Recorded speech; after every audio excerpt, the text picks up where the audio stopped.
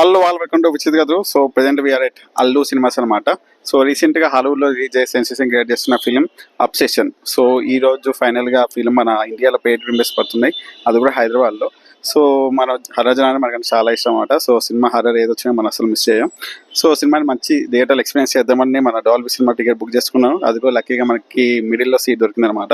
So చూద్దాం, cinema మీద experience చాలా ఉన్నాయి అండ్ ఆ ట్రైలర్ కూడా నాకు చాలా బాగా నచ్చింది. ట్రైలర్ చూసిన దగ్గర నుంచి ఎప్పుడు రిలీజ్ అవుతుందో ఎప్పుడు చూడాలని చాలా క్యూరియాసిటీ ఉందన్నమాట. So finally the day is arrived. So cinema వచ్చి నా ఎక్స్పీరియన్స్ మీద షేర్ చేసుకుంటాను.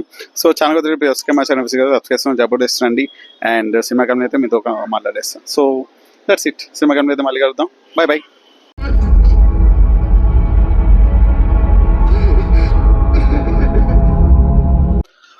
So final done with the film.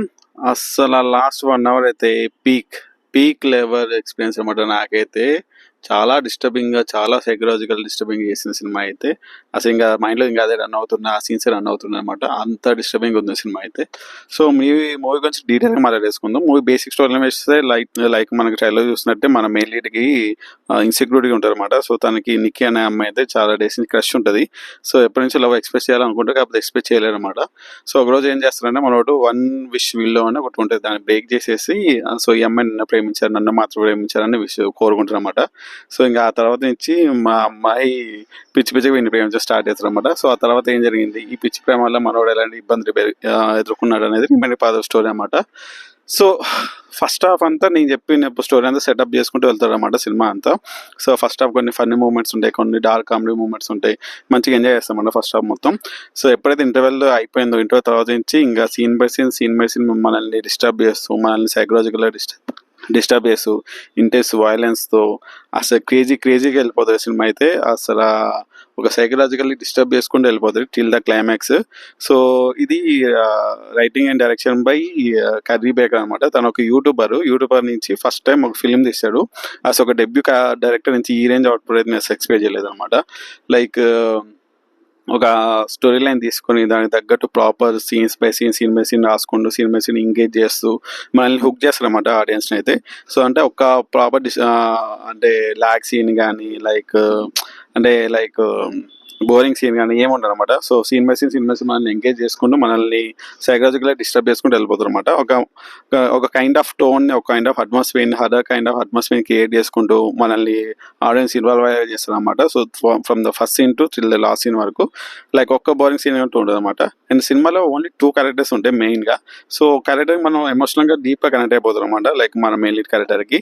And second character ఉంటుంది, అదే మన హీరోయిన్ క్యారెక్టర్. ఆ క్యారెక్టర్ చూస్తే మనకు భయం వేస్తుంది అనమాట. అసలు చాలా డిస్టర్బెన్స్ అవుతుంది ఆ క్యారెక్టర్ వచ్చినప్పుడల్లా. అసలు ఆ క్యారెక్టర్ ఎక్కడి నుంచి వస్తారు అని మనం భయంతో ఉంటుంది అనమాట సెకండ్ హాఫ్లో మెయిన్గా అయితే.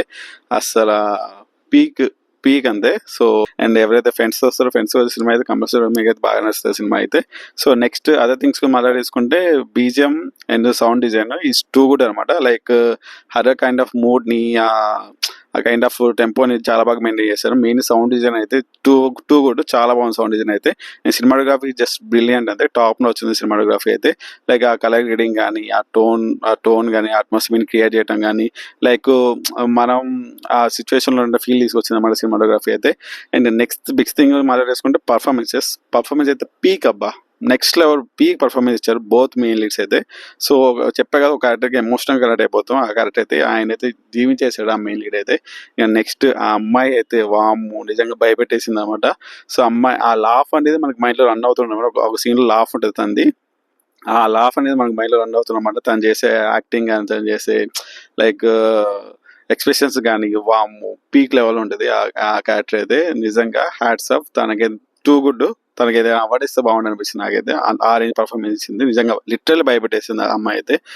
సో ఓవరాల్ ఇది ఎక్స్పీరియన్స్ నాకైతే. It's a must watch psychological horror film. So intense violence ఉంటుంది అండ్ డిస్టర్బింగ్ సీన్స్ ఉంటాయి. సో ఇవన్నీ దృష్టిలో పెట్టుకుని వెళ్ళండి.